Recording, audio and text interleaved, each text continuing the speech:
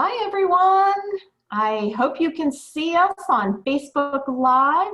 This is Christine, Liz, and Lee. We're coming to you with our Tuesday evening public outreach, public awareness, and we want to tell you a little bit about an amazing program that we have called our Autism Friendly Business Initiative, and we've had this best kept secret for over 10 years. And we want to just tell you a little bit more about it and how you and your family can go to some of the autism friendly venues and what to expect. And then if you're a business or an organization and you would like more information about becoming autism friendly, Liz and Lee are going to tell you exactly how that works. And we're excited for you to really learn more about this program that has been supporting so many families and individuals to go out in their communities and go to the museums and restaurants and just really have that full experience, and the staff and those businesses welcoming all of their guests and folks. So I am not sure if you can see us on Facebook. Do you see us, Lee? Mm-hmm. Yeah, it says it's live now. Okay, great. All right, Liz, take us away. Thank you, Christine. And we actually have a few slides to share. So Lee, if you wouldn't mind pulling up the PowerPoint.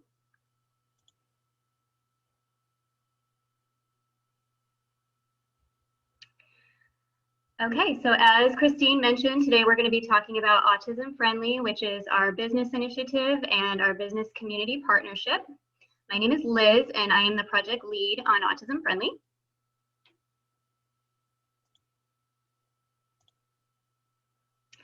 And to start, we just wanted to give a little bit of background about how Autism Friendly came into being.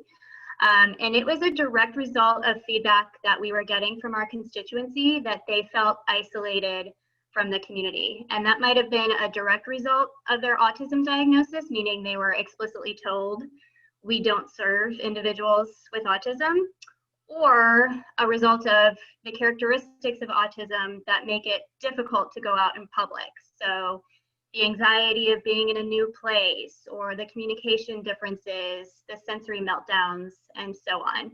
And those weren't really understood by the business or the general public, and they were sometimes feeling very judged or unwelcomed. So what we wanted to do is create a connection and an opportunity for businesses to learn more about autism so that they could feel more comfortable and confident in serving the autistic population. And another thing I think is valuable to mention is that a lot of times when we think of accessibility, when we think of ADA accommodations and modifications, we're thinking in physical terms. So whether there's ramps and elevators, whether there are materials available in Braille, whether there's closed captioning, etc. And while we don't want to be dismissive of the importance of that, obviously physical access is huge for a lot of individuals who have physical disabilities. Where we found there was a gap is that developmental disabilities were often not considered in construction and in design. So there is some good news to share along those lines. We are seeing some more emerging trends in this area. So for example, CARD has been involved in a lot of conversations recently as far as design for new inclusive parks in the Tampa area. And there are also ways to accommodate and modify within existing spaces that are low cost or no cost. So any business that is currently thinking about autism friendly or ways to adapt some of their offerings, you don't have to tear your building down and start from scratch. So we truly believe that autism friendly benefits people on both sides of the equation. Obviously, families will have places to go that feel manageable and safe, and businesses can expand their customer base and set an ethical example for their industry. Next slide.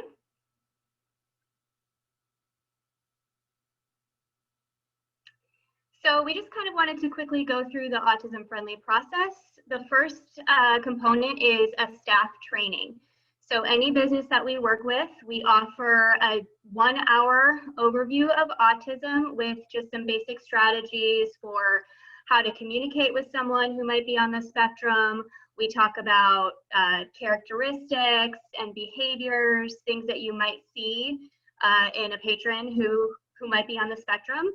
And then we try to make that specific to the business with examples that would be relevant. So if we're working with a theater, we might talk about sensory friendly showings, how you can keep the lights up and the sound down so it's not quite as loud, and allow for movement in the theater as well. We also consult about visual supports, and those usually take the form of a social narrative, which is an evidence-based practice for individuals with autism. But we also talk about things like signage and sensory maps, any visual that might make the space easier to navigate for someone who's a visual learner. And in a little while, I'm going to kick it over to my colleague Lee, who's going to be taking you through our autism-friendly website, and she'll show you some of the examples of our visual supports that we have available for download. We also offer technical assistance, and this can be really variable. There's a lot of different ways that we do technical assistance, knowing that not everything works for everybody. So we might suggest accommodations and modifications to programming. We might suggest multimodal ways to connect with the content. So maybe audio supports, the visual supports that we mentioned, you know, having tactile things for our individuals who tend to be very hands-on learners. We talk about, you know, designating a specific spot within their physical space for either a quiet area or a place where someone who might be overwhelmed could go to take a break. And then we also offer support for troubleshooting issues that they might have had in the past, questions that they have ongoing, and we can be a presence at the venue if they choose to do a sensory friendly specific event or activity. We also offer distract packs, and we encourage employment opportunities. I'm going to pause on that for just a second because we're going to go into more depth about those in the next couple of slides. But we do want to emphasize that our relationships with our businesses is ongoing. We try to be in constant contact with them throughout the year. At every business, we designate an ambassador to be the kind of in-between for CARD and the place of business. That person, you know, passes along feedback that they're getting from their guests with autism, whether or not the autism-friendly materials are being used, making sure that we come out periodically and train staff members who have maybe been hired since the last time we were there, so that we're constantly interfacing with them, and so that every employee knows what the autism-friendly offerings at that specific business are, and then keeping the visual supports up to date as well. So each business is provided with at least one Distract Pack sensory kit, and as you can see there, that's just an example. It has a variety of sensory regulating items and activities for some of our individuals who are either sensory averse or sensory seeking. So it includes noise reducing headphones, hand fidgets, sunglasses, a coloring book and crayons that could maybe help someone who has sensory triggers or is experiencing some sensory agitation to regroup and to possibly get sensory regulated with the assistance of some of these tools. And these sensory kits are funded through our foundation donations, and I'm going to talk a little bit more about that in a bit as well. But all of our businesses are provided at least one of these, and it includes a brochure that explains why it's important and how to introduce it and when it might be useful for someone who's exhibiting signs of distress. And then it also includes what is in the Distract Pack that's listed in the brochure, so that if they need to purchase more to either replace things that get lost or broken or build extra kits, they can do that as well. And we partner closely with our sister program called the Learning Academy, because we want to encourage as many of our businesses as possible to explore employment opportunities for individuals on the spectrum. So of course, Autism Friendly comes from the angle of being welcoming and inclusive from a business standpoint to guests with autism, but we also want them to be thinking about, internships and job placements for our adults. And that's what the Learning Academy does. We have job coaches and employment specialists that work with voc rehab and individual job seekers who might be a good fit for some of our businesses to pursue meaningful and fulfilling employment. And we often get asked what the difference between autism friendly and sensory friendly is. So in the Tampa area specifically, autism friendly means that they have worked directly with CARD. And at all of our autism friendly businesses, you'll see some indication of our partnership with them, whether that's that little logo that you see down there in the corner, or we provide them with a decal that they can put in their front window. A lot of times they'll put it up on their own websites under their accessibility materials. So that's how we advertise that a business is autism friendly. And then some businesses choose to host sensory friendly events, and they may or may not be autism friendly. So we certainly encourage our businesses who want to do sensory friendly events. We will support them in doing that. Sometimes sensory friendly is an important opportunity or important step for individuals who aren't quite there yet as far as being out in the general public, but they want to practice. So it's a great way to kind of introduce and get used to being out in public. We encourage families to, start with the sensory friendly events and then slowly expand the time that they're out, even past maybe those sensory friendly hours, getting their individual adapted and used to being engaged in the public more and more. Because ultimately autism friendly is about empowerment. So we want our individuals out in the community and feeling welcomed and having success, not just in these designated sensory friendly times, but all the time. And we do have a document that we call the Sensory Friendly Continuum that kind of explains some of the steps that families can take to get there with their individual, and that's on our website as well. So this is just a smattering of some of the businesses that we've worked with. We work with churches, restaurants, hotels, museums, lots of local attractions. So again, Lee will show you our directory when we get to the website portion of the presentation, but we can adapt and modify our autism friendly process for lots of different businesses. So if you have a business that might be interested, please feel free to reach out to us. We'll be sharing our contact information also so that we can talk about what autism friendly might look like for you. We also have worked with this City of Tampa with Autism Friendly Business Initiative in Autism Friendly Tampa, which was announced by Bob Buckhorn, the previous mayor, and we worked under his administration with fire and rescue, and that was focused on creating awareness of autism within, first responders and law enforcement, and some of those safety items like wandering prevention and water safety. We've also worked with the parks and rec facilities, not only about the physical layouts of the parks, but also making sure that their camps and other out of school time programming can be inclusive for individuals on the spectrum. And we did a social narrative for the Riverwalk that was all included in our City of Tampa work. And just a quick note about our funding. So earlier tonight, CARD announced that we recently learned our budget has been cut 6% effective immediately. And that impacts Autism Friendly because Autism Friendly is an auxiliary service. It is not a part of our grant. So we saw that there was a need for Autism Friendly in the community and we created it. But we supplement that with our foundation funds. So in order for Autism Friendly to continue, we do need donations into that fund. And please know that your donations go directly back into programs like this. So Christine is going to put the link for our Autism Services Fund donation site into the chat. And I can take any questions if there are any so far. And Lee is going to take us through a walkthrough of the website. Thank you so much.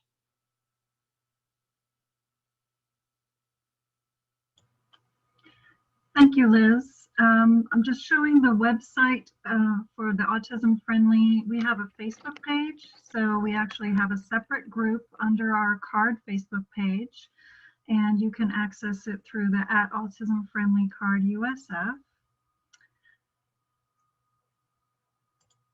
And in order to contact either one of us, Liz Burke or myself, you can take our email addresses here. And I'm showing you the website address as well, just in case you want to copy it down for future reference. But you certainly can also access this whenever you access our card regular web page. It's under that. So I'm going to switch gears now, end the slideshow, and head over to our card page. So in the home section of the card page, you'll see this front end, and then you'll go to the community tab, and you'll scroll down to business partnerships. There you will find our Autism Friendly Business Initiative describing the overview, and our contact information is there as well. More information about the Autism Friendly Tampa initiative. And then here you will find our Autism Friendly Business Directory. And we are proud to host so many of our partners here, all these different businesses from dining, recreation and fitness, faith-based organizations, health and wellness, travel, libraries, professionals like art studios, hotels, and of course all of the fun places to go like our museums and aquariums and other attractions. So one of the things that we do as an autism friendly trainer is we provide the trainings to the staff of the places where we're going to launch an autism friendly business. And then we talk about what kinds of social experience stories they might need. So I'm going to take a look at one from Lakeland Public Library. So this one takes us actually to their web page.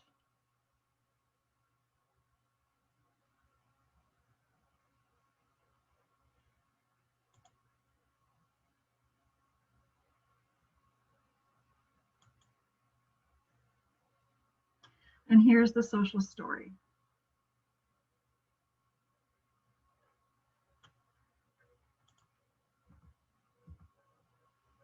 Trying to make it scroll. So you can see that it's tailored to the individual business and helps people to understand what they might encounter when they arrive.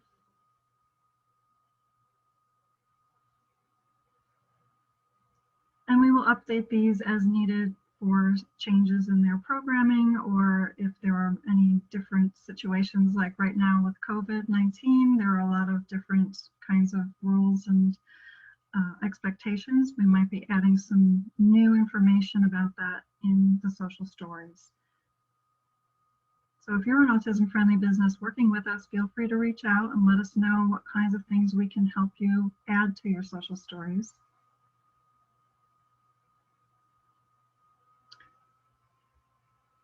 So in general, that's how this works. Going back to our autism, and then there's some frequently asked questions also. So if you're interested on finding a little bit more out about how to become an autism friendly business, or if you have questions about what your responsibilities might be, go ahead and download these pages and take a look. And I'm going to hand it back over to Liz. Liz, did you want to add anything else? No, we appreciate everyone tuning in, and we're hoping that with this recording, we can put it up on our YouTube page, and that way it'll be accessible in the future as well for if you're talking about autism friendly when you're out in the community and you encounter a business that really wants to be involved, or another family who needs to access our social stories and those resources. on our website. You can direct them to the video and to the website as well. And it'll also be available on the CARD Facebook page, on the CARD Autism Friendly Facebook page. And please follow or like Autism Friendly CARD USF on Facebook if you don't already, so that you can stay up to date with businesses that we're working with and what's going on in our Autism Friendly work. Christine, anything else?